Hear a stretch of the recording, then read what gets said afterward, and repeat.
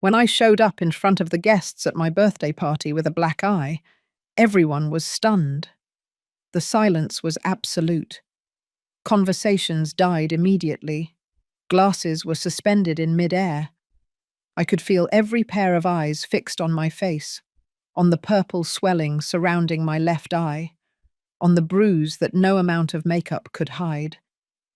Then my son, Mark, stepped forward and said in a clear, proud voice, "It was my wife who put her in her place so she could learn to respect."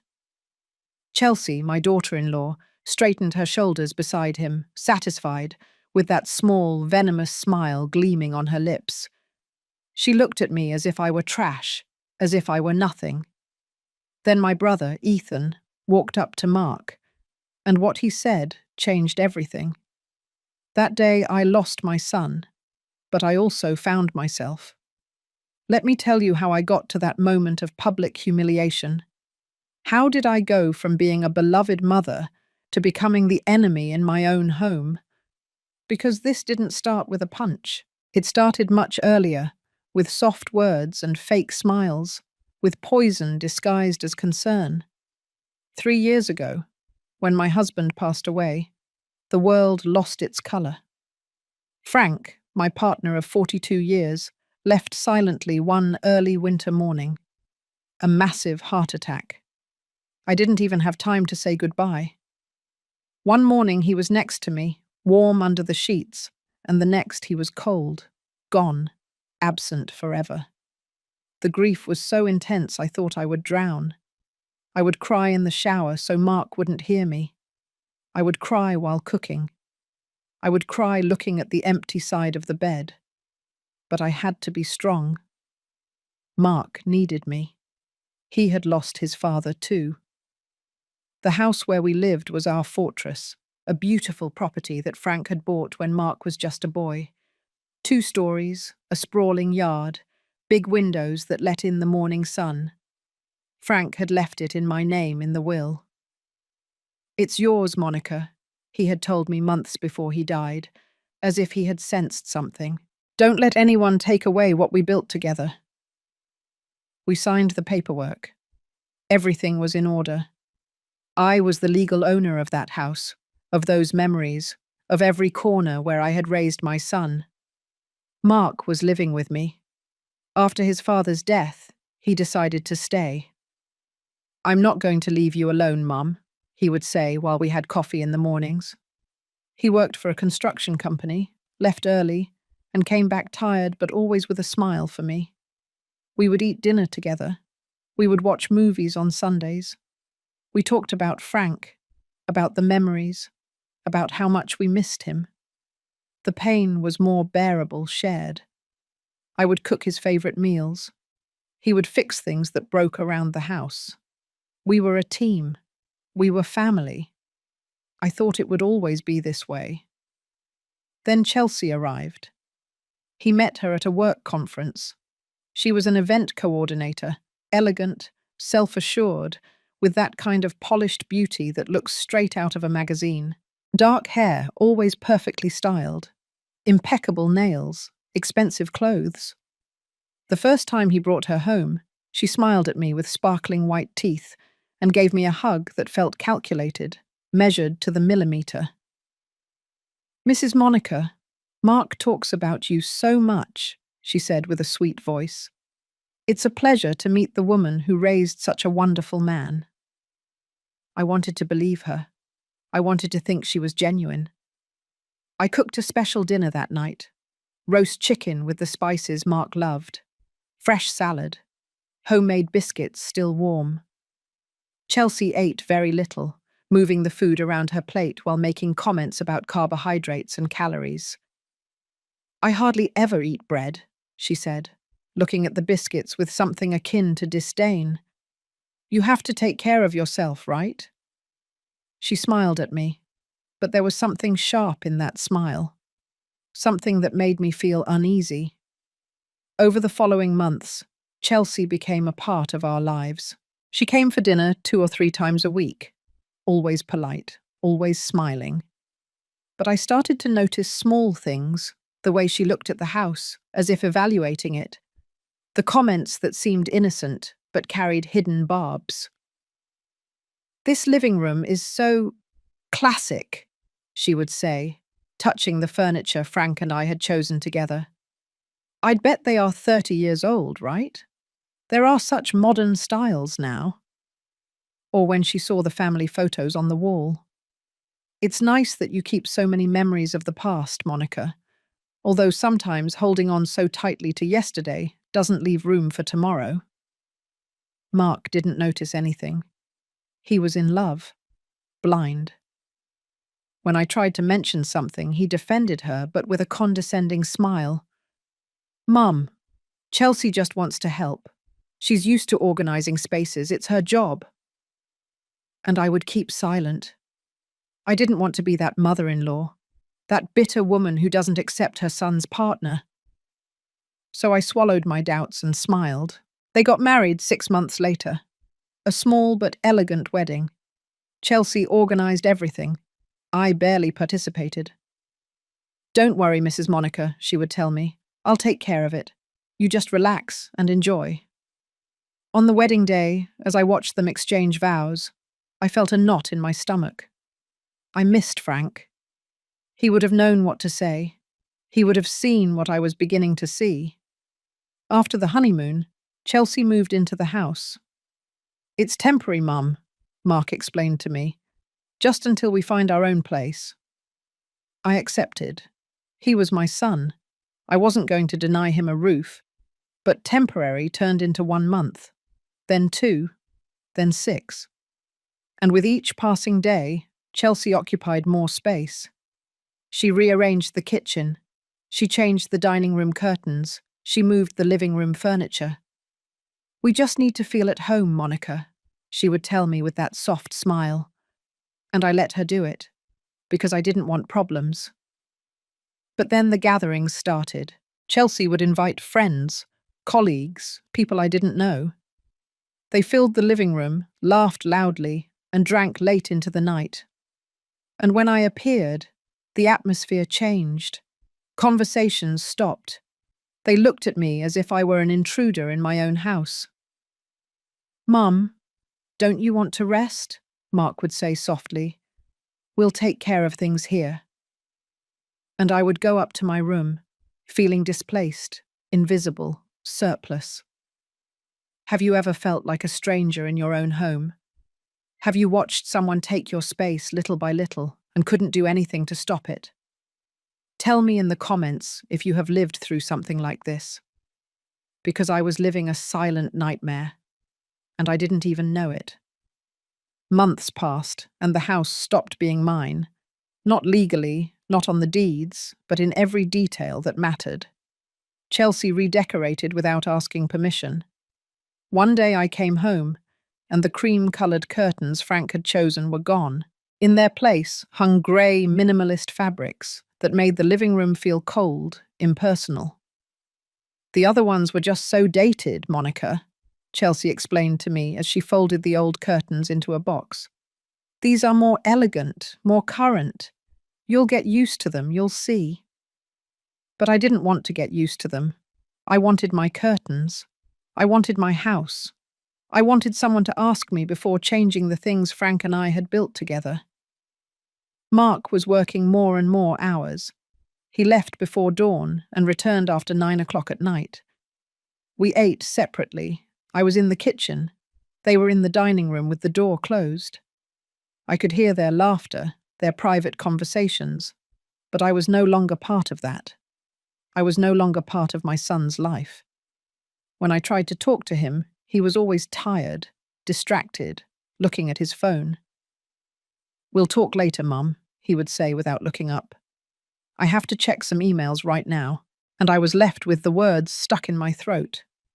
Chelsea started making more direct comments. She no longer bothered to disguise her barbs with sweetness. One afternoon, while I was cooking, she walked into the kitchen and wrinkled her nose. "Monica, do you always cook with so much grease? The smell just permeates the entire house." She left a scented candle on the counter. "Use this afterward, please. My friends are coming over tomorrow and I don't want it to smell like old food." old food. That's what she called the beef stew I was preparing, the same recipe Mark had loved his whole life. I started cooking less, retreating to my room more. The house felt hostile. Every space bore Chelsea's mark. Her magazines on the coffee table, her shoes by the entrance, her expensive perfume floating in the air. I was becoming invisible, a ghost in my own house. And the worst part was that Mark didn't see it, or didn't want to see it. One night I went downstairs for water. It was past 11 o'clock. I thought everyone was asleep. But I heard voices in the den. The door was ajar. I approached quietly. Chelsea was talking to Mark, her voice low but intense. "We can't keep going like this, sweetheart. This house is too big for 3 people. And your mother, she's getting older. Wouldn't it be better for her to live in a smaller place? More manageable for her. There are really nice assisted living residences with people her age. She'd have company. She'd be happy." My heart stopped. Mark was silent for a moment that felt eternal. Then he sighed. "I don't know, Chelsea. She's my mother. I can't just kick her out." Chelsea let out a soft laugh. "It's not about kicking her out, my love. It's about all of us having our space. Think about it.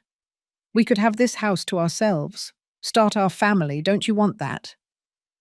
I backed away before hearing Mark's answer. I went up the stairs with trembling legs. I locked myself in my room and cried silently, my face buried in the pillow so they wouldn't hear me. They wanted to kick me out. They wanted my house. The house that Frank had left me. The house where I had raised my son. And Mark was considering it. My own son was thinking about getting rid of me as if I were old furniture that no longer fit the new decor.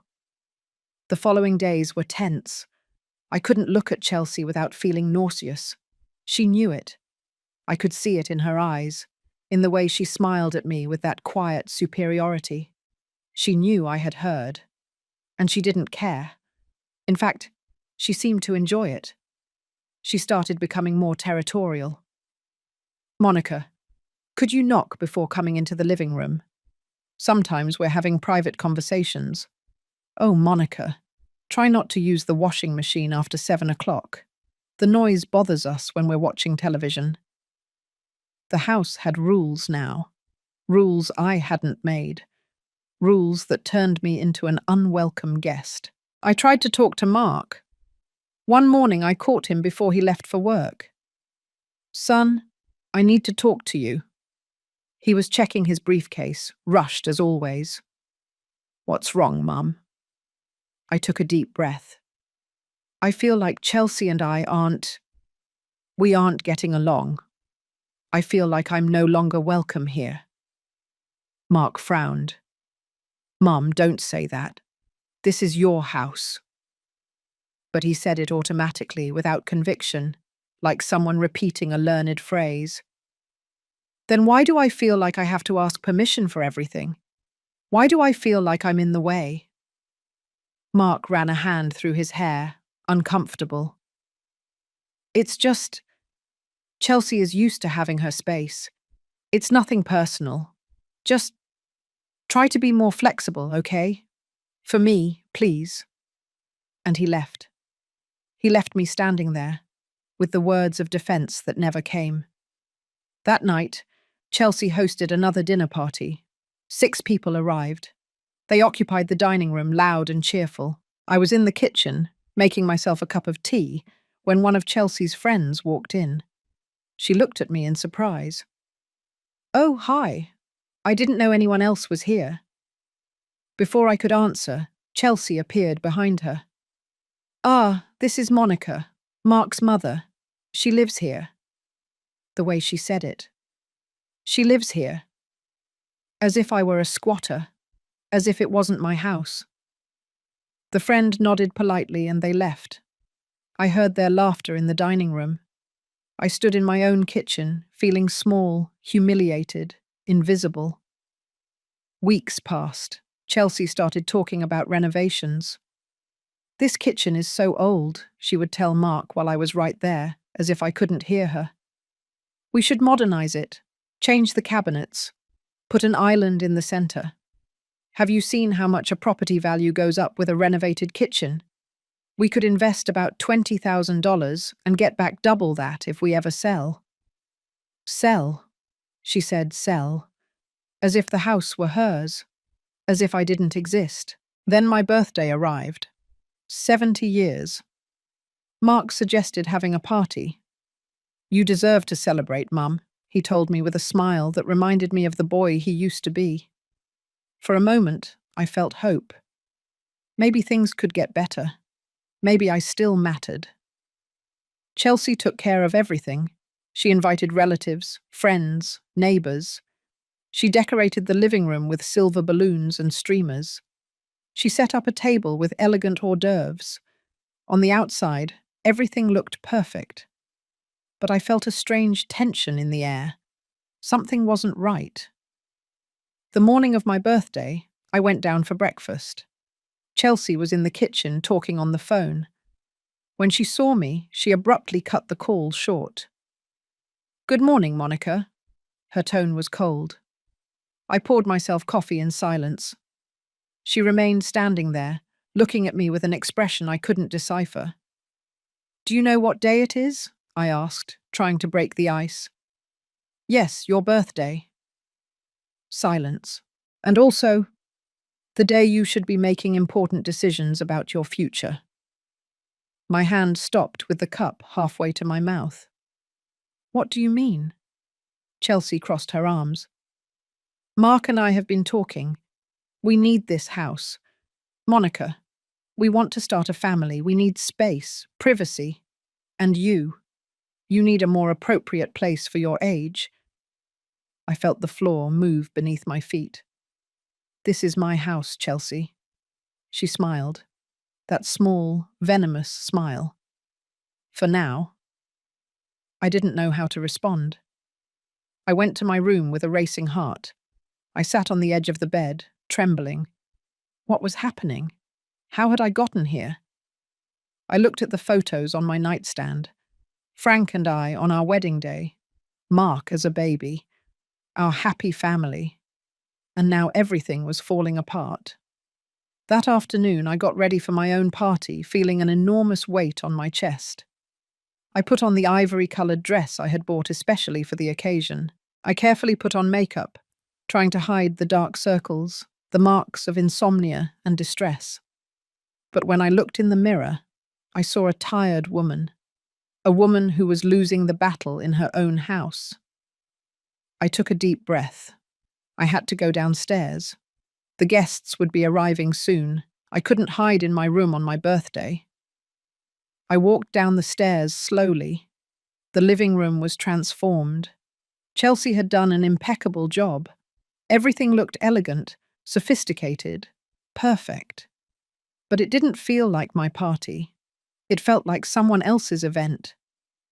The first guests started to arrive. My brother Ethan was among the first. He hugged me tightly and whispered in my ear, "Are you okay? You look pale." I forced a smile. "I'm fine, just a little tired." He looked at me with concern, but didn't insist. More people arrived. Cousins, old friends, neighbors. Everyone congratulated me, hugged me, wished me the best. For a moment, surrounded by people who loved me, I almost forgot the tension I was living under. Chelsea moved among the guests, like the perfect hostess, smiling, charming, attentive.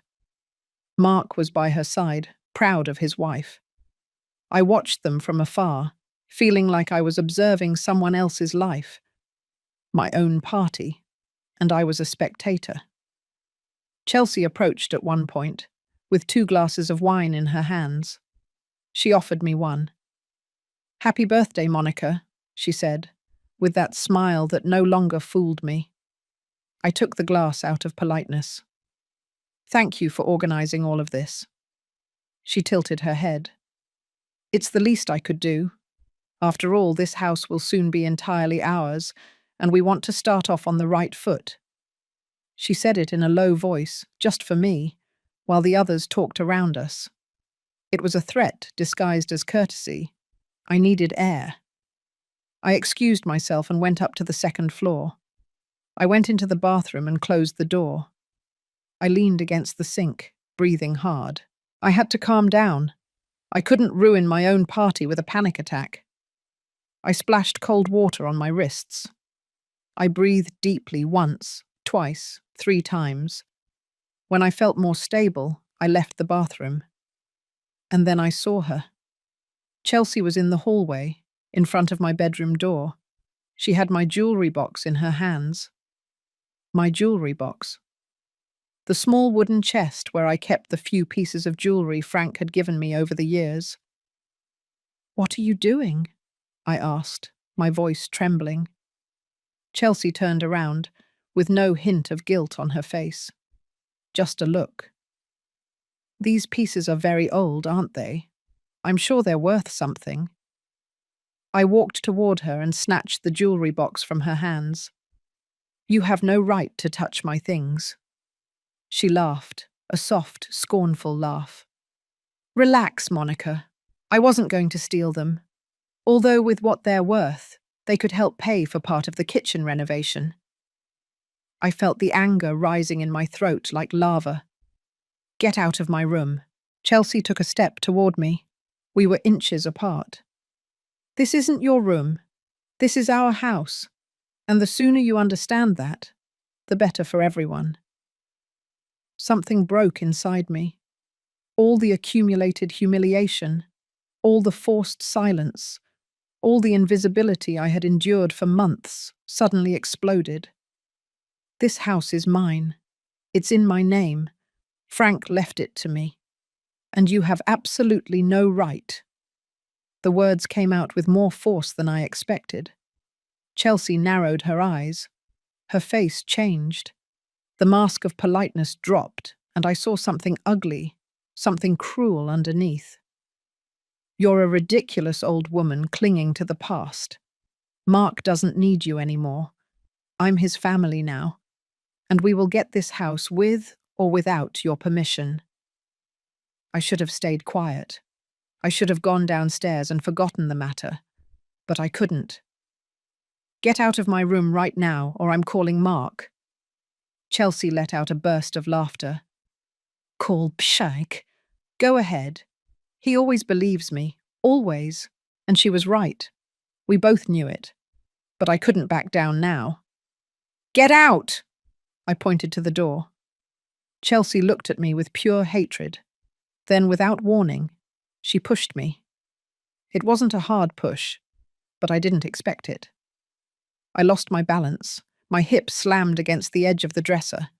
I tried to grab onto something, but my hand slipped. I fell sideways. My head hit the corner of the nightstand. The pain was instant, sharp, blinding. I brought my hand to my eye and felt moisture. Blood. Chelsea just stood there, looking at me on the floor. For a second I saw something close to fear in her eyes, but she quickly composed herself. "You tripped on your own," she said firmly. "You're old and clumsy. You fell." She looked at me for a few more seconds and then walked out of the room, closing the door behind her. I stayed there, on the floor, touching my eye that was beginning to swell. The physical pain was nothing compared to the humiliation, the powerlessness, the horror of what had just happened. I don't know how long I was there. Maybe 5 minutes, maybe 10. I finally got up. I looked at myself in the mirror. The skin around my eye was already bruising. There was a small cut on my eyebrow. Blood had left a thin line down my cheek. I cleaned myself up with a towel. I tried to cover it with makeup, but it was useless. The bruise was too obvious. Downstairs, I could hear music, laughter, conversations. My party was going on as if nothing had happened. And I was up here, bleeding, bruised, broken. I thought about not going down, about staying locked up, about waiting for everyone to leave. But then I heard Mark's voice calling me. "Mom, come on, we're going to cut the cake." I couldn't hide. It was my birthday. I had to face what had happened. So I went down, slowly. Every step was an effort. When I reached the last step, the conversation stopped. One by one, the guests turned toward me. I saw their faces change. Surprise, horror, confusion. The silence fell like a lead weight. Mark was the first to speak, but not with concern, not with alarm. He stepped forward and said in a clear, almost proud voice, "It was my wife who put her in her place so she could learn to respect." The words fell like bombs in the middle of the silence. Chelsea straightened her shoulders beside him, satisfied. She looked at me with those cold eyes. Victorious. The guests were motionless. No one knew what to say. No one knew what to do. And I stood there, in front of everyone, humiliated in the most horrible way I could imagine. My own son justifying violence against me. My own son choosing her over me. Then Ethan pushed his way through the crowd. His face was red with fury. He walked straight up to Mark and looked at him with an intensity I had never seen before. What kind of man allows his wife to assault his mother and then celebrates it in front of everyone? He said in a low voice, charged with contempt. Mark paled. "Uncle, it's not what it looks like." Ethan cut him off. "Your father would be ashamed of you." The silence that followed was devastating. Mark opened his mouth, but no sound came out. Chelsea tried to grab his arm, but Ethan glared at her. "And you came into this family with lies. Everyone sees it." Some guests started whispering. Others looked at the floor, uncomfortable. A cousin approached me. "Monica, are you all right? We need to call someone." I shook my head. Tears were starting to blur my vision, but I wasn't going to cry. Not here. Not in front of them. Ethan took my arm gently. "Let's go upstairs. I'll clean that wound." But before I could move, Chelsea spoke. Her voice sounded shrill, desperate. "She provoked me. She insulted me. I was just defending myself." Ethan turned to her. "Liar." The word hung in the air. Mark finally reacted. He stepped between Ethan and Chelsea, protecting her as if she were the victim. "Uncle, that's enough. You don't know what happened." Ethan let out a bitter laugh. "I don't know. I look at your mother with a black eye, and you defending the person who hit her. I know exactly what happened here." More guests began to leave. Some said goodbye awkwardly. Others simply left without saying anything. The party was falling apart. My birthday had become a public nightmare. An elderly woman, a friend of my late husband, approached before leaving. She took my hand and whispered, "Frank would never have allowed this. Take care of yourself, Monica." And she left, leaving me with those words stuck in my heart. Ethan led me to the kitchen. He closed the door. He sat me down in a chair and began to check my eye carefully. "This needs ice," he said as he opened the freezer. He wrapped ice cubes in a clean cloth and pressed it gently against my face.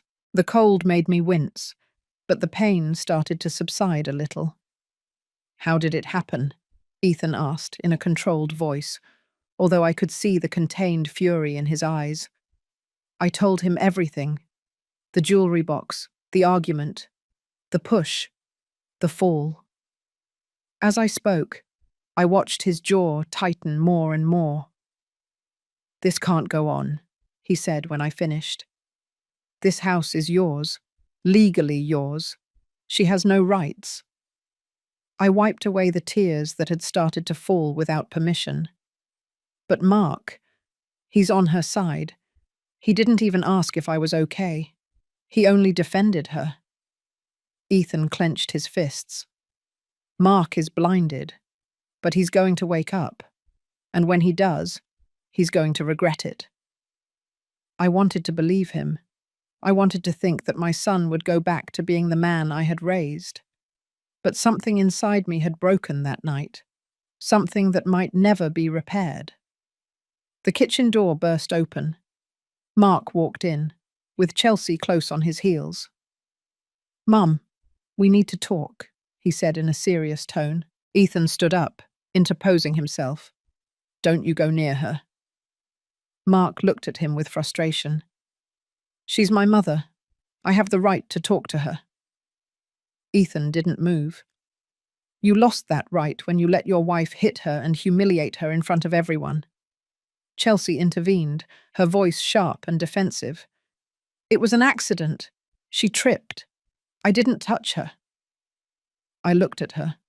There she was, lying brazenly, without a shred of remorse on her face.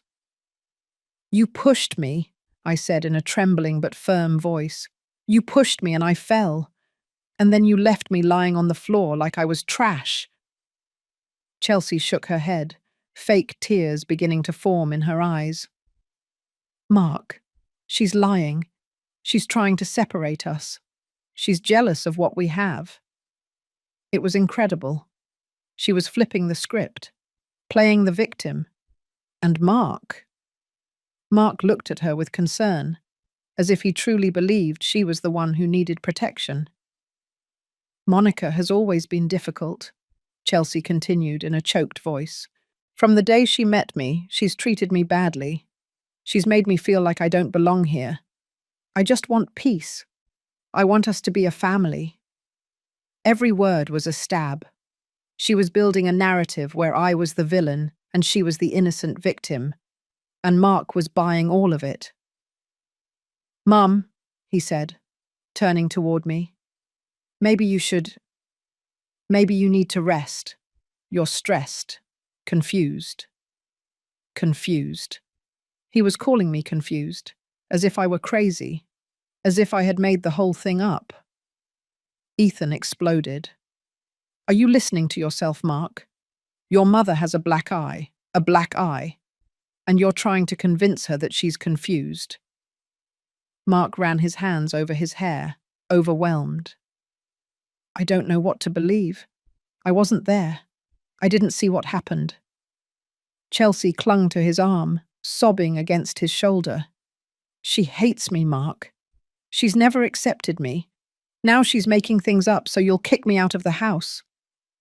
It was a masterful performance, and it was working. I got up from the chair. The ice fell to the floor. I looked my son directly in the eyes. "Mark, I am your mother. I raised you alone after your father died. I gave you everything I had. I loved you unconditionally. And now you are calling me a liar to protect a woman who hit me." My voice broke on the last word. Mark looked away. He couldn't hold my gaze. And at that moment, I knew I had lost him. Maybe not forever, but certainly in that instant. Chelsea had won. "I want you both to leave," I said with all the dignity I could muster. "This is my house. I want you to pack your things and go." Chelsea stopped crying instantly. Her face hardened. "This house is too big for you alone. You need help. You need supervision." The word supervision sounded like poison. Ethan stepped forward. "The only one who needs to leave is you. Monica is the legal owner of this property. You can leave voluntarily, or we can call the police and have you forcibly removed." Mark finally spoke, and his words crushed me. "We're not leaving. This house should be mine. My father built it for our family, for me. It's not fair that Mum gets everything when I need to start my own family." There it was, the truth. He didn't care about my well-being. He didn't care that I had been hit. He cared about the house, the property, the money. Chelsea had planted that idea in his head, and now he was repeating it as if it were his own. "Your father left this house to me because he trusted me to take care of it. I said, my voice trembling, because he knew it was my refuge, my security, and you want to take it away from me. Mark didn't answer. Chelsea did. You need to be realistic, Monica. You're old. How many more years are you going to live here? 10, maybe 15 if you're lucky. We're young. We need this space now. We can take care of you somewhere else. A more appropriate place. Every word was calculated, cold, ruthless. Ethan pulled out his phone. I'm calling the police right now. Mark turned pale. Uncle, don't do this. I'm your nephew. Ethan looked at him with deep disappointment. And she is my sister, and you are destroying her for a woman who only wants your money. Chelsea laughed. My money? Mark doesn't have any money. Everything is in her name. She pointed to me with contempt. That's why we're here. That's why we need her to understand that she's no longer in this alone. The kitchen door opened again. It was Attorney Frank, the family lawyer. He had been a close friend of my husband and had drafted his will. Apparently, someone had called him during the chaos of the party. He walked in with his briefcase in hand, looking at the scene with seriousness. Good evening. I heard there was some trouble here. His presence immediately changed the atmosphere. Chelsea tensed up. Mark looked confused. Ethan sighed with relief. Frank, it's good you're here, Ethan said. We need to clear up some things about the ownership of this house. The lawyer nodded. He opened his briefcase and took out a folder. I happened to bring the documents. I thought we might need them. He looked at Mark and Chelsea. I believe there is some confusion about the legal situation of this property. Chelsea straightened her back, trying to regain her composure. There's no confusion. We all know the house is in Monica's name, but Mark is her son, her only heir. It will eventually be his. Attorney Frank looked at her with a neutral expression, but his eyes were sharp. That's not exactly correct. He opened the folder and pulled out several documents. The will of Monica's late husband has certain specific clauses. My heart began to beat faster. Clauses? Frank had never mentioned anything like that to me. The lawyer continued. The house was left to Monica with absolute ownership, but there is a protection clause. Mark frowned. What does that mean? Attorney Frank looked at me briefly, as if asking for permission. I nodded. I needed to know. Everyone needed to know. It means that if Monica is pressured, coerced, or forced to leave the property by any family member, the house does not pass into the hands of direct heirs. Instead, it will be donated entirely to a charitable institution specified in the will. The silence that followed was absolute. Chelsea turned pale. Mark opened his mouth, but no sound came out. The lawyer's words hung in the air like a sentence. Chelsea was the first to react. That's ridiculous. It can't be legal. Attorney Frank looked at her with professional calm. It is completely legal. Mr. Frank made his intentions very clear. He wanted to protect his wife from any kind of family pressure after his death. He pulled another document from the folder. Here is the exact clause. If Monica is forced to sell, donate, or abandon the property under coercion of any kind, the house automatically goes to the St. Gabriel's Elderly Foundation. Mark would inherit absolutely nothing. Mark collapsed into a chair. His face had lost all colour. Dad did that. It wasn't a question. It was a statement full of shock. Attorney Frank nodded. Your father was a wise man. He had seen many cases of families destroyed by inheritance disputes. He wanted to ensure that Monica had a safe place until the end of her days, without pressure, without manipulation. He looked directly at Chelsea when he said the last word. She clenched her fists. Her mask of sweetness was completely destroyed now. Only raw anger remained on her face. "So all this time," Ethan said, looking at Chelsea with scorn, "all this planning to kick my sister out of her home, all the humiliation, the contempt, the push today, it was all for nothing, because you were never going to get this house." Chelsea stepped back as if she had been slapped. I didn't have any plan." But her voice sounded hollow. We all knew the truth now. Everything was clear. The renovations she wanted to do, the comments about the property's value, the conversations I had overheard about assisted living residences. It had all been a calculated strategy to push me out of my own home. Mark slowly got up. He looked at me. He truly looked at me for the first time in months. I saw confusion in his eyes. I saw shame beginning to appear. "Mum, I didn't know." His voice was barely a whisper. "I didn't know anything about that clause." I looked at him, feeling a deep pain in my chest. "But you knew I was feeling bad.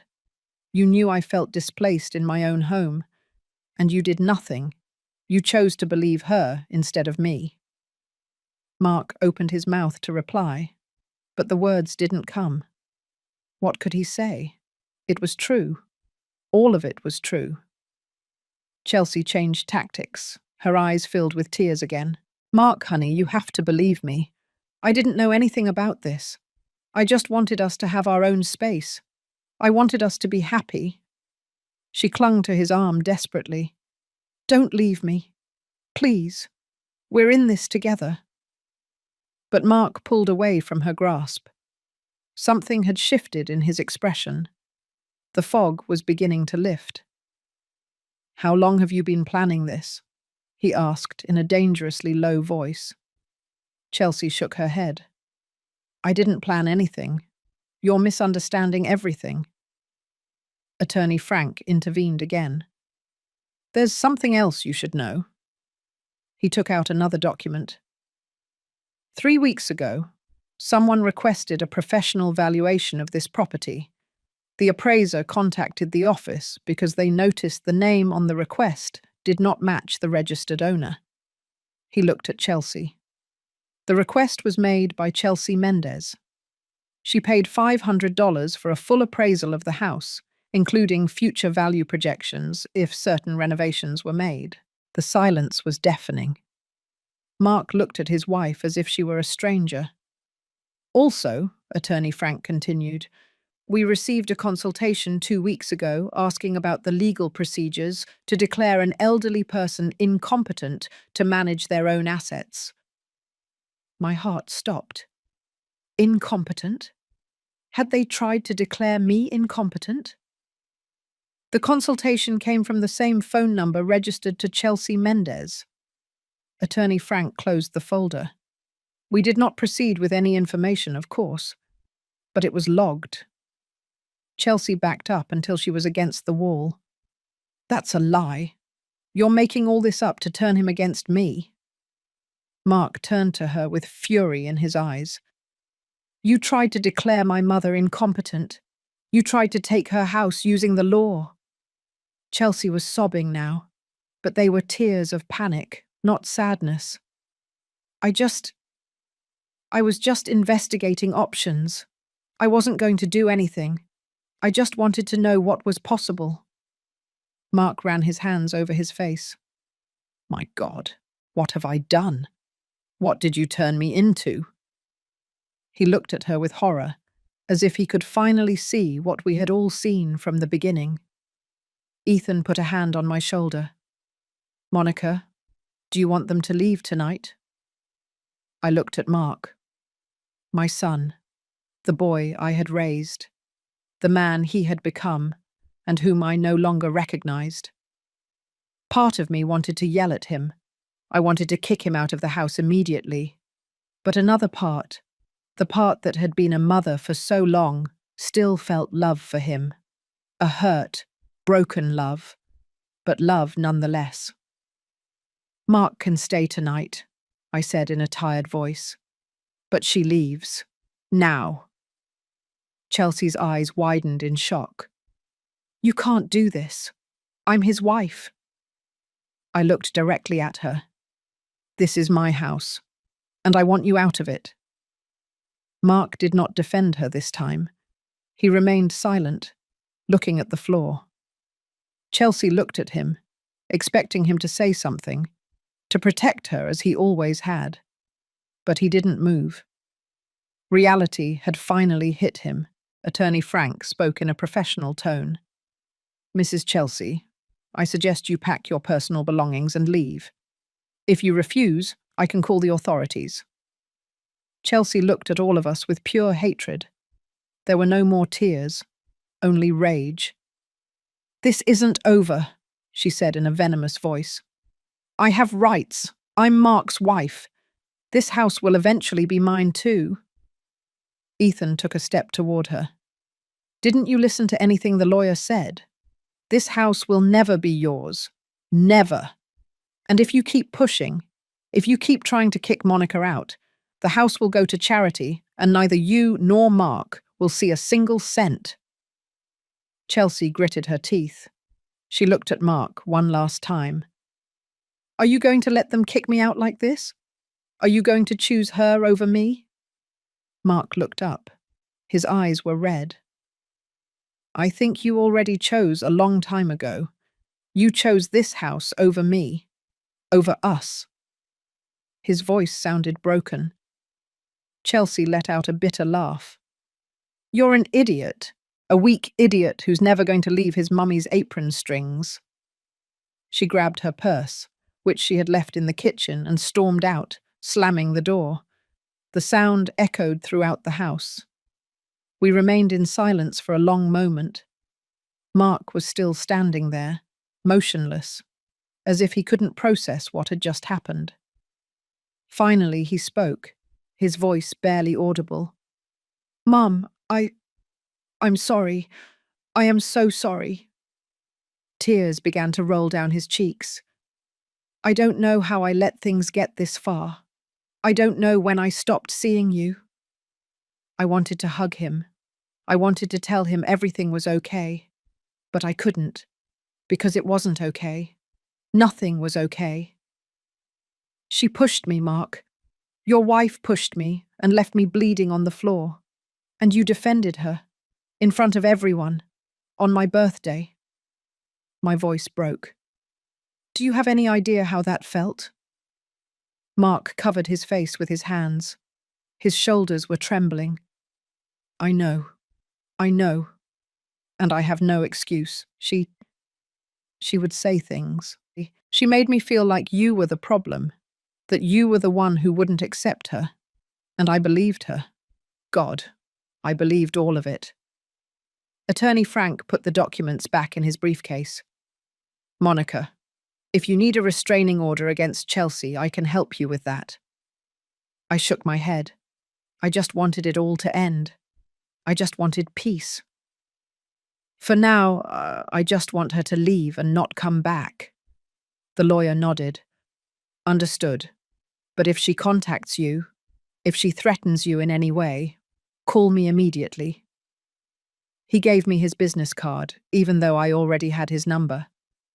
I'm going to stay available just in case. He said goodbye and left, leaving the three of us in the kitchen. Ethan broke the silence. Mark, you need to decide what you're going to do. But whatever it is, your mother can't keep living with this tension. Mark nodded without looking up. I know. I need to think. I need to process all of this. He looked at his left hand, where his wedding ring was shining. He slowly took it off and placed it on the counter. The sound of the metal against the wood sounded final. I'm done. That night I couldn't sleep. I stayed awake in my room, with the door locked for the first time in years. My eye was throbbing. The swelling had worsened, and the bruise extended to my cheek. Every time I closed my eyes, I saw the scene repeat itself. The push, the fall. Chelsea's face looking at me on the floor without remorse. And worse still, I saw Mark defending her in front of everyone. Those words echoed in my head over and over. It was my wife who put her in her place, my own son, my boy. How had it come to this point? I heard movement in the house throughout the night. Footsteps coming and going, doors opening and closing, muffled voices. I didn't know if Mark was still here or if he had gone with Chelsea. Part of me wanted to know. Another part was afraid of the answer. Ethan had stayed in the guest room. He had told me he wouldn't leave me alone tonight, that he would stay until he was sure I was okay. His presence gave me some comfort, but it couldn't erase the pain I felt in my chest. A pain that had nothing to do with the physical blow. When dawn finally broke, I walked down the stairs carefully. The house was silent. The remains of the party were still everywhere. Deflated balloons on the floor, abandoned glasses on the tables, plates with half-eaten food. Everything looked shaky, sad under the grey light of the morning. I walked over to the living room window. Mark's car was still in the driveway. He was still here. I didn't know if that relieved me or made me more anxious. Ethan appeared at the kitchen doorway. He brought 2 cups of coffee. He offered me one. "You didn't sleep at all," he said. It wasn't a question. The dark circles must have been obvious. I couldn't. I took the cup gratefully. The coffee was hot and strong, exactly how I needed it. We sat in silence for a moment. Then Ethan spoke. "Attorney Frank called me an hour ago. Chelsea tried to contact him last night." He paused. "She wants to negotiate." I looked up, surprised. "Negotiate what?" Ethan grimaced. "She wants money. She says if he pays her a certain amount, she'll sign the divorce without a fuss and leave without causing a scandal. If not, she threatens to take this to the media. She says she'll tell everyone the family is kicking her out onto the street." I felt nauseous. Of course she wanted money. Everything had always been about money. "How much is she asking for?" Ethan hesitated. $50,000. The figure hit me like a punch. $50,000. It was an enormous amount. Money I didn't have readily available in cash. I would have to sell investments, maybe take out a loan against the house. "I'm not going to pay her anything," I said firmly. "She assaulted me. She tried to manipulate my son into stealing my house. She doesn't deserve a cent."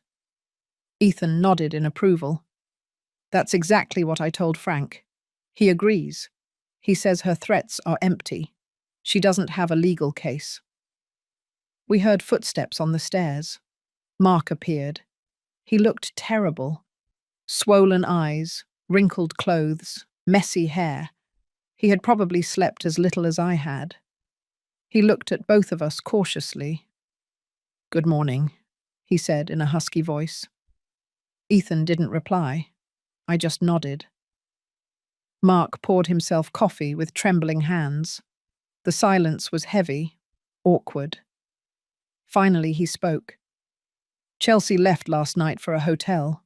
She's been sending me messages all night." He paused. "She wants us to talk, to fix things." Ethan let out a snort. "Fix things? After everything she did?" Mark slumped into a chair. "I know it sounds ridiculous, but she's my wife. We've been together for 2 years. I can't just end everything like this." I looked at him in disbelief. "Mark, she tried to declare me incompetent. She investigated how to take my house. She hit me and left me bleeding. And you want to fix things with her?" My voice volume rose. "What else does she have to do for you to open your eyes?" Mark rubbed his face with his hands. "You're right. I know. But it's complicated. I love her. Or I loved her. I don't know anymore." His voice broke. Everything is so confusing. I thought I knew her. I thought we were happy. And now I find out that everything was a lie. That she only wanted the house. That I was just a means to get what she wanted. Tears began to roll down his cheeks again. I feel so idiotic. So used. Part of me wanted to comfort him. He was my son, after all. But the wound was too fresh. The pain too deep.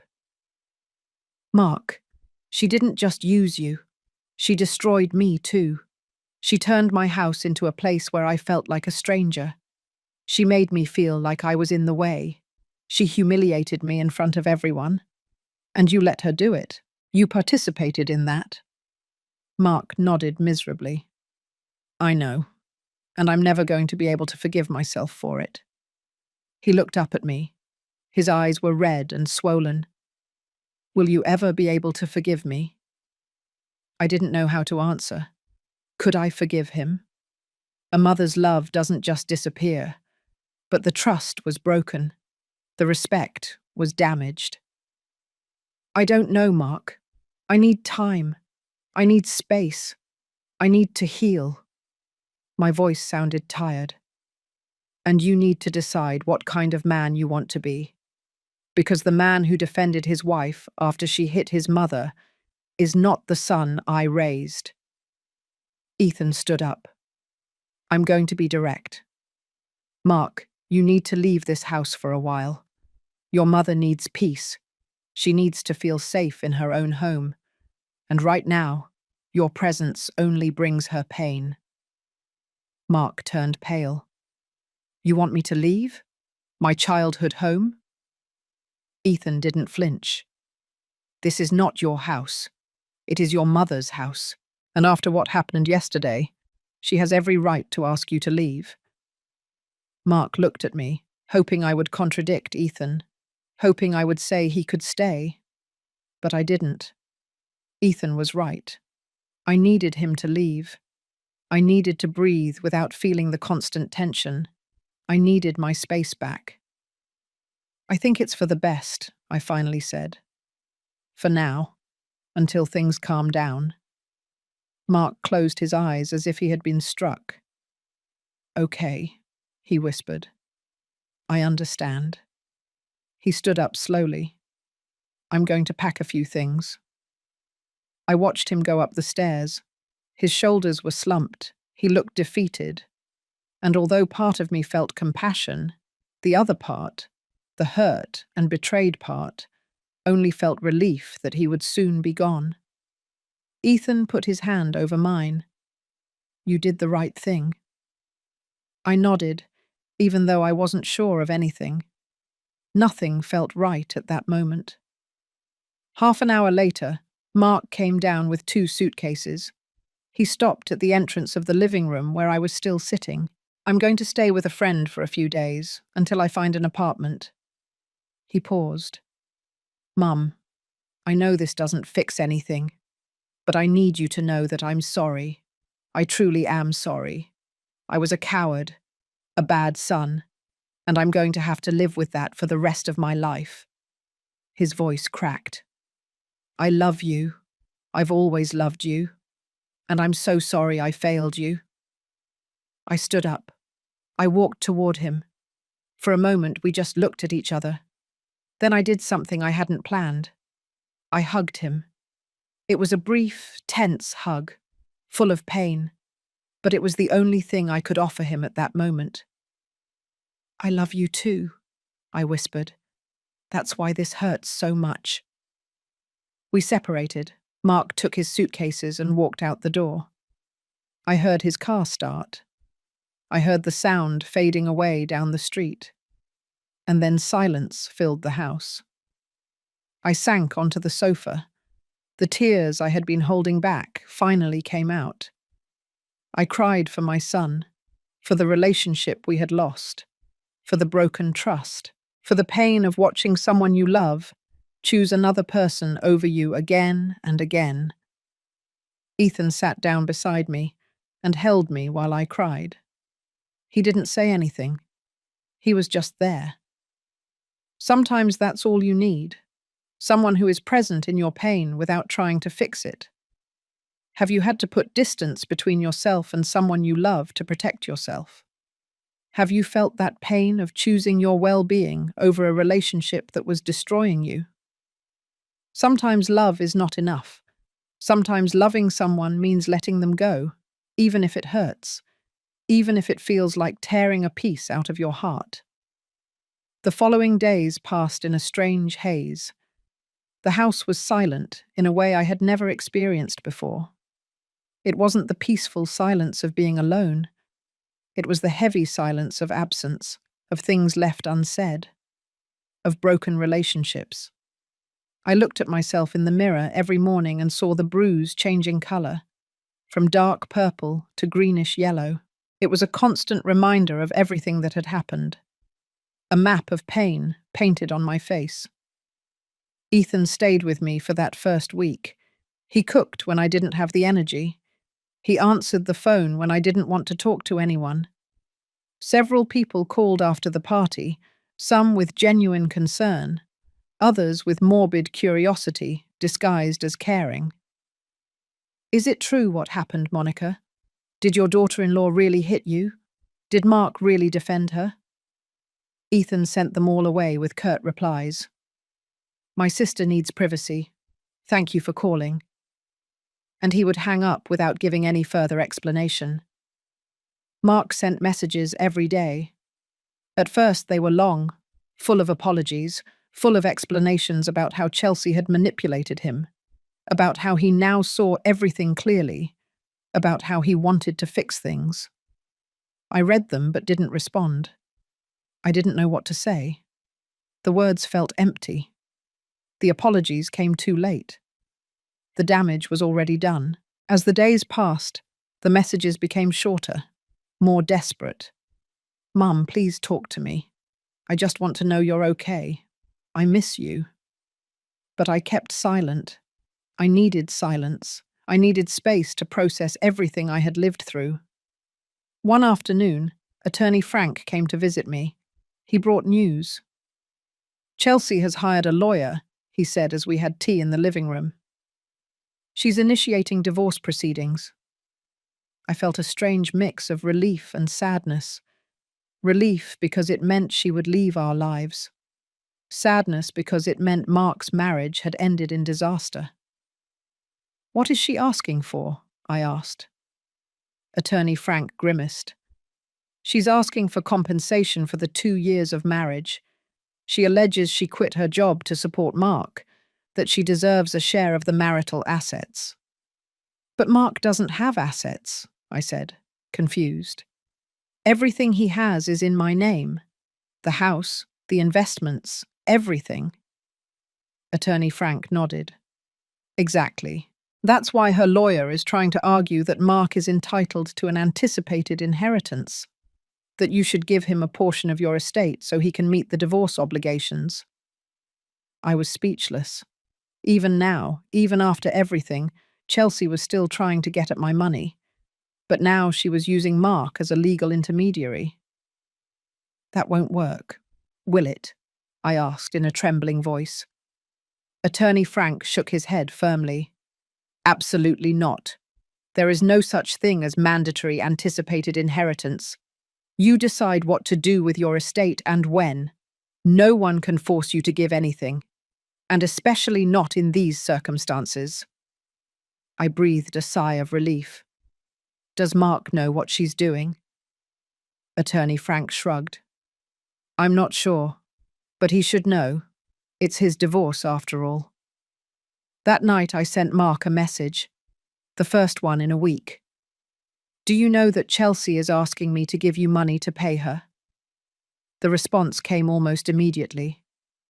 "What?" No, I didn't know anything about that. Then another message. "Mum, I swear I didn't ask you for anything. I don't want your money. I just want to fix things between us." I wanted to believe him. I wanted to think that Mark wasn't part of this plan. But the trust was so damaged that I no longer knew what to believe. 2 more weeks passed. The bruise finally disappeared from my face, but the wound in my heart kept bleeding. Ethan had to return to his job, to his life. He hugged me before leaving. "You're going to be fine," he said. "You are stronger than you think." I nodded, even though I didn't feel strong. I felt broken. I felt old. I felt alone. The house felt even emptier after he left. One afternoon, the doorbell rang. I wasn't expecting anyone. I looked through the peephole and saw a young woman I didn't recognize. I opened the door cautiously. "Mrs. Monica?" she asked with a kind smile. I nodded. "I'm a private investigator. I was hired by your son's lawyer." My heart sped up. Mark had hired an investigator. For what? "I've been looking into Chelsea Mendez's financial past," the woman continued, "and I found information I think you should know." I invited her in. We sat in the living room. She opened a folder full of documents. "Chelsea has a history of relationships with older or widowed men with property. Her previous marriage ended when the husband's family discovered she was falsifying documents to transfer properties into her name." A shiver ran down my spine. "Does Mark know this?" The investigator nodded. "He was the one who hired me. When he started to suspect, he wanted to know the truth. And the truth is that Chelsea is a professional swindler. She has gambling debts of over $80,000. Illegal lenders are looking for her. That's why she needed this house so desperately." Everything started to make sense. The haste to get married, the insistence on moving into the house, the constant comments about the property's value, the investigations into declaring me incompetent. It wasn't just ambition, it was desperation. She was running from her debts and saw in Mark, in me, in our house, a way out. "There's more," the investigator said. "She was in contact with real estate agents 3 months before your birthday incident. She asked them how long it would take to sell a property after the owner was declared unfit to make decisions. She had a detailed plan." I covered my mouth with my hand. The horror of what could have happened hit me like a wave. If I had been weaker, if I hadn't had Ethan, if Attorney Frank hadn't arrived that night with the documents, Chelsea could have succeeded. She could have taken everything from me. My house, my dignity, my freedom. "Mark saw all this?" I asked. The investigator nodded. "Yes, and he was devastated. That's why he's proceeding with the divorce without any resistance. He wants her out of his life as quickly as possible." After the investigator left, I sat in silence for a long time, processing everything I had heard. Chelsea was worse than I had imagined. She wasn't just an ambitious or manipulative woman. She was a criminal, a predator who sought out vulnerable victims. And she almost succeeded. She almost destroyed my life. She almost destroyed my son. The phone rang. It was Mark. I hesitated before answering. Finally, I did. "Hello, Mum." His voice sounded tired. "The investigator went to see you." "Yes," I confirmed. There was a long silence. "Now you understand why I feel so stupid, so used. I married a con artist, and I didn't see the signs." "She was good at what she did," I said softly. "She fooled both of us." Mark sighed. "But you saw it before I did. You tried to warn me and I didn't listen to you. I treated you horribly to defend her. And now I have to live with that." His voice broke. "Will you ever be able to forgive me?" The question hung between us. I closed my eyes. I thought about all the pain, the humiliation, the betrayal. But I also thought about the good years, about the boy I had raised, about the man he could be again if he learned from this. "I don't know if I can forgive you right now," I said honestly, "but I want to try. With time, with space, with therapy, maybe. I heard Mark exhale as if he had been holding his breath. I want to try too, Mum. I want to get our relationship back. I want to be the son I deserve to be. The son Dad would have wanted me to be. Tears began to roll down my cheeks. Your father would be disappointed in what happened, I said. But he would also believe in second chances. He always believed in them. We talked a little more, cautiously, carefully, like two people who met a long time ago and were trying to recognize each other again. When we hung up, I felt strangely light. It wasn't complete forgiveness. It wasn't total reconciliation. But it was a beginning, a small crack in the wall that had been built between us. And for now, that was enough. The following months were about slow healing, like when you break a bone and have to wait patiently for it to mend, knowing it might never be exactly as it was before. Mark and I saw each other once a week, always in public places, a coffee shop, a park, places where we both felt safe. The first meetings were awkward, long pauses between words, eyes that wouldn't hold a gaze. But little by little, very slowly, we began to find something akin to what we had lost. Mark started therapy. He told me about it one afternoon while we were having coffee. The therapist says I was a victim of psychological abuse, he said, looking at his cup. That Chelsea used classic manipulation techniques, isolation, gaslighting, gradual control. He paused. But that doesn't excuse me, Mum. I made choices too. I chose to believe her over you. I chose to ignore the signs. And that's something I have to carry. I nodded. He was right. Being a victim didn't erase the consequences of his actions. The divorce process was long and ugly. Chelsea fought every point. She demanded compensation for time invested. She demanded emotional damages. She even demanded the clothes Mark had bought her. Her lawyer sent letter after letter, threat after threat. But Attorney Frank was relentless. He presented all the investigators' evidence, the documents about her debts, the records of her searches about how to declare people incompetent, her previous marriages and patterns of fraud. Eventually, Chelsea's lawyer advised her to accept a quick and clean settlement or face criminal charges. One afternoon, Attorney Frank called me with news. Chelsea agreed. The divorce is final. She receives nothing except her personal belongings, and there is a permanent restraining order. She cannot come within 200 yards of either Mark or you. I felt an enormous weight lift from my shoulders. She was gone. She was truly gone. Where is she now? I asked. Attorney Frank hesitated. As I understand it, she left the state, probably running from her creditors. But that's no longer our problem. Mark moved into a small apartment. He invited me to see it one Saturday. It was modest. A single bedroom, basic furniture, nothing luxurious. But it looked clean, tidy. There were family photos on the walls, photos from when he was a child, photos with Frank, photos with me before everything fell apart. I'm starting over, he told me as he made tea. Without pretenses, without living beyond my means.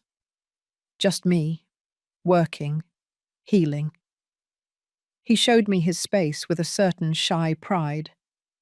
He was a different man from the one who had defended Chelsea that horrible night. But the real test came months later. It was a quiet Sunday. Mark came to visit me at the house for the first time since he had left. He walked through the rooms slowly, touching the walls, looking at the photos, remembering. When we reached the kitchen, he stopped. "This is where everything blew up," he said softly. "This is where Uncle Ethan told me Dad would be ashamed of me." His eyes filled with tears. And he was right. Dad would be ashamed. I am ashamed. We sat down at the table. the same table where we had shared thousands of meals. "Mum, I need to tell you something," Mark began, "and I need you to listen until the end." I nodded. He took a deep breath. "I've been working with the therapist on responsibility, on not hiding behind excuses, and I realized something." He paused.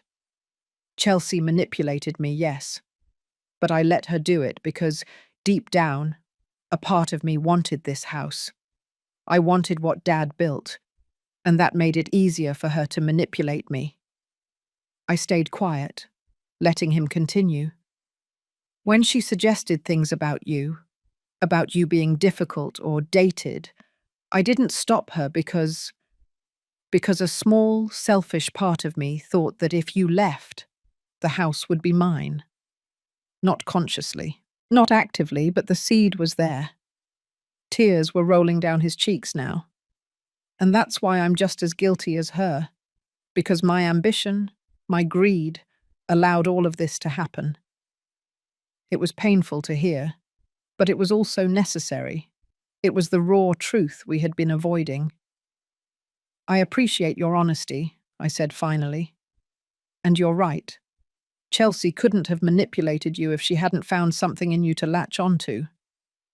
Mark nodded miserably. "I know. And that's why I don't expect you to forgive me completely. I don't expect things to go back to how they were. I just hope to be able to show you, with time, that I'm better than my worst decisions." I extended my hand across the table. He took it.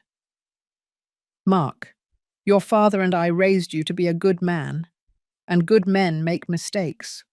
Big mistakes sometimes, but they also learn, they also grow, they also redeem themselves." I squeezed his hand. "I'm not going to lie and say everything is okay, because it's not. But I'm willing to walk with you while you work on being better.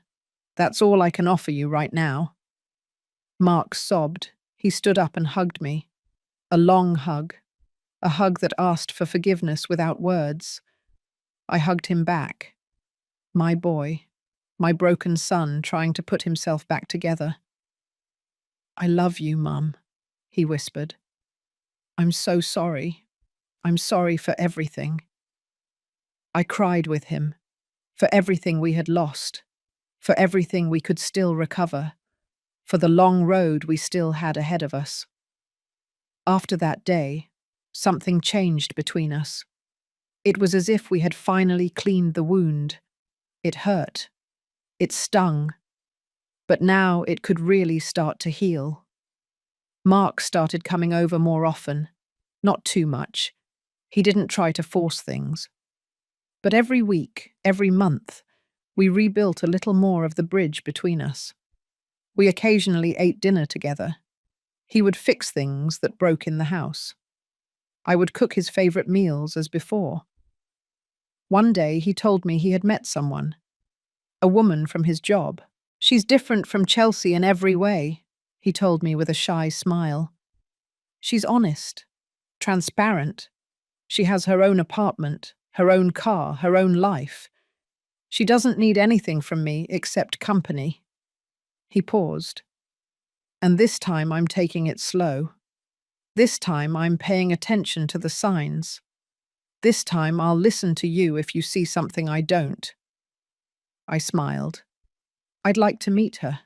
When you're ready. No pressure." Months turned into a year, then into 2. The anniversary of that horrible birthday party came and went. This time we celebrated just Mark, Ethan, and me. Something small, intimate, quiet. I blew out the candles on my cake and Mark hugged me. "Happy birthday, Mum. I love you." And this time when he said those words, I felt them to be true. I felt them to be real. I felt them to be earned. Have you had to rebuild a relationship after a deep betrayal? Have you learned that forgiving doesn't mean forgetting, but choosing to move forward despite the pain? Sometimes healing is not fast. It's not easy. It doesn't erase the scars. But it is possible. With time, with honesty, with hard work from both sides. And sometimes, just sometimes, what is broken can be put back together in a different but equally valuable way. The house was still mine, my refuge, my fortress. But it no longer felt like a prison of painful memories. It felt like a home again, a place where I had survived the storm, a place where I had found my strength when I thought I had none left. The old curtains Frank had chosen were hung back up in the windows. The furniture that Chelsea had moved was returned to its original place. Every corner was mine again. And although the pain of what had happened never completely disappeared, I learned something important. I learned that protecting myself didn't make me selfish. I learned that setting boundaries didn't make me cruel. I learned that sometimes the greatest love you can give is refusing to be destroyed, even if that means temporarily letting go of the one you love.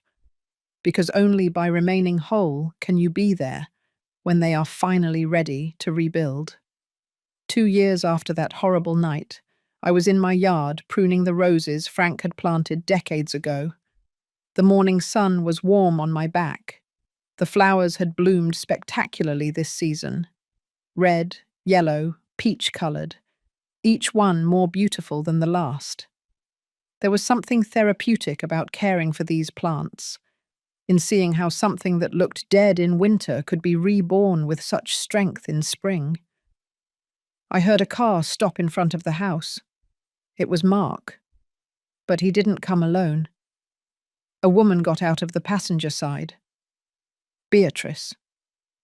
I had met her 6 months earlier at a casual dinner. She was an elementary school teacher. She had a genuine smile and kind eyes. And most importantly, she treated Mark as an equal. She didn't flatter him. She didn't manipulate him. She simply accompanied him in his life in a healthy and balanced way. "Hi, Mum," Mark greeted me with a kiss on the cheek. Beatrice hugged me with warmth. "Mrs. Monica, the roses look beautiful." I smiled at her. "Thank you, dear.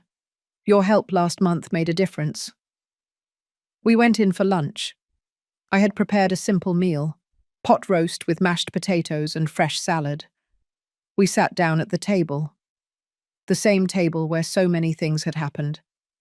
But now the bad memories were being replaced by new ones, better ones. We ate, chatting about trivial things, Mark's work, Beatrice's students, the flowers in the garden. It was normal. It was peaceful. It was what it should have always been. After lunch, Mark and I went out to the porch. We sat in the rocking chairs Frank had built. "Mum, I need to tell you something," Mark finally said. My heart raced for an instant. Mark must have noticed because he quickly added, "It's a good thing? I promise."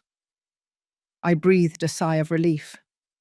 "Okay, tell me." Mark turned to look at me. "I asked Beatrice to marry me, and she said yes."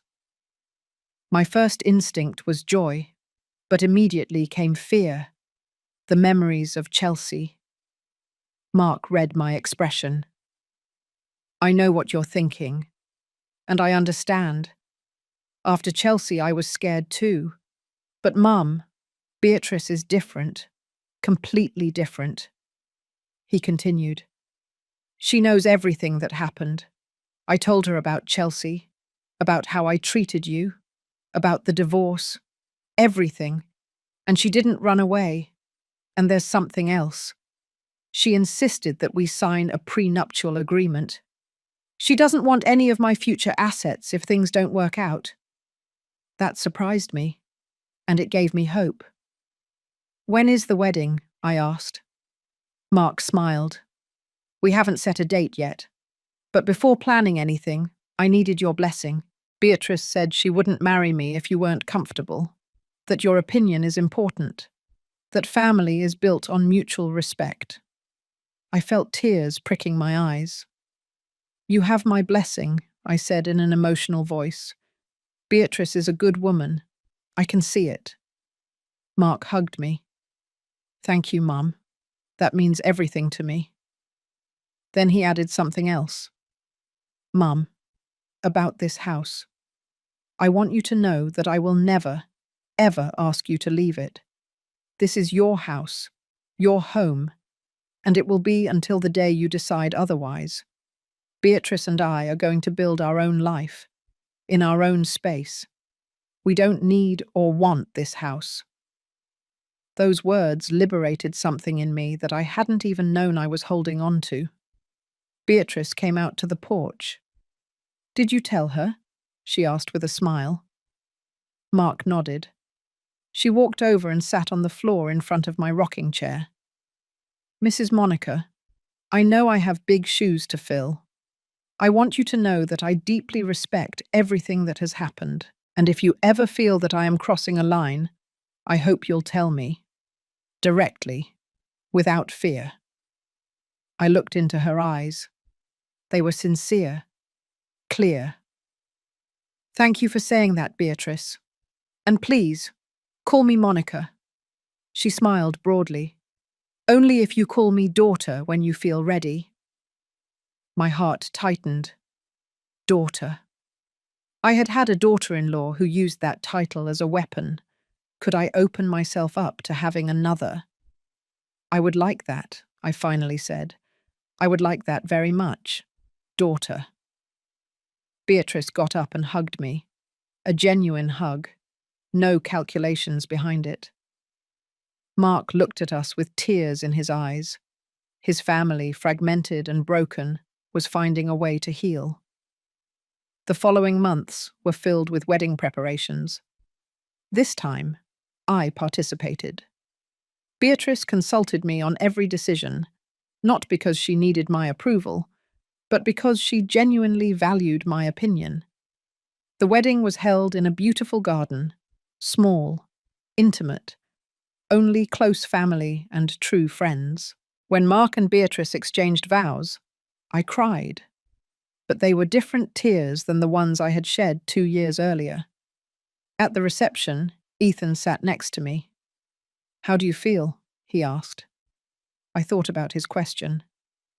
At peace, I finally replied. For the first time in a long time, I feel peace. Ethan smiled and raised his glass. To peace, to healing, to endings that are really new beginnings. We toasted. Around us, people were laughing, dancing, celebrating. And I was there, part of it. No longer invisible, no longer displaced. That night, back at my house, I sat in the living room. The house was silent, but it didn't feel empty.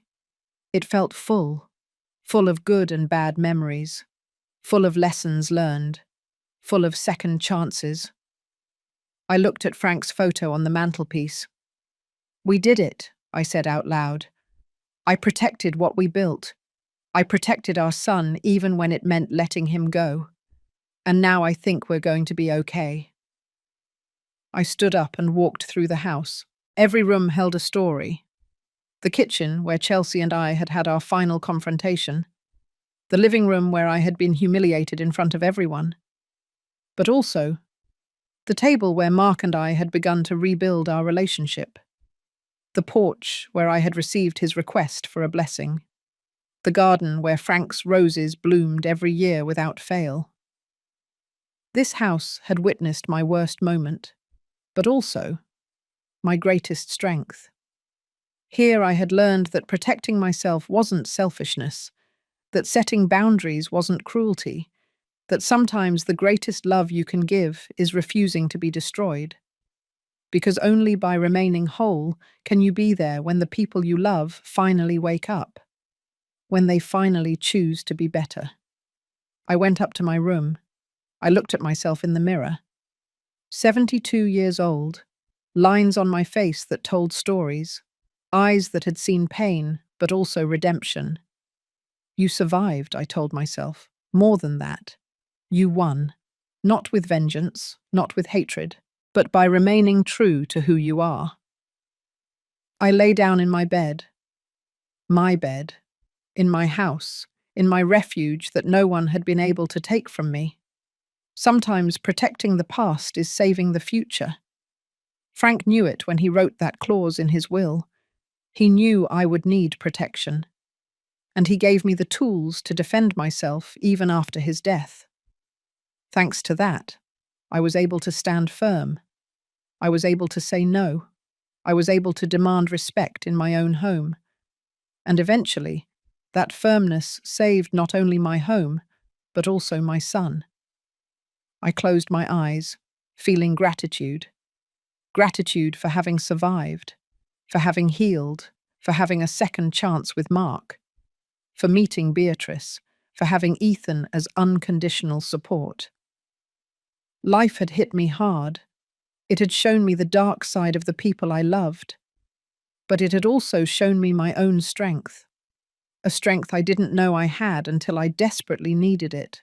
Have you had to let go of someone you loved to save yourself? Have you discovered a strength within you that you didn't know existed? Tell me your story in the comments. Because we all have battles, we all have scars, but we also all have the capacity to heal, to rebuild, to choose peace over resentment. This house is still mine. These keys that Chelsea coveted so much are still in my possession. Not because they represent money or status, but because they represent something much more valuable.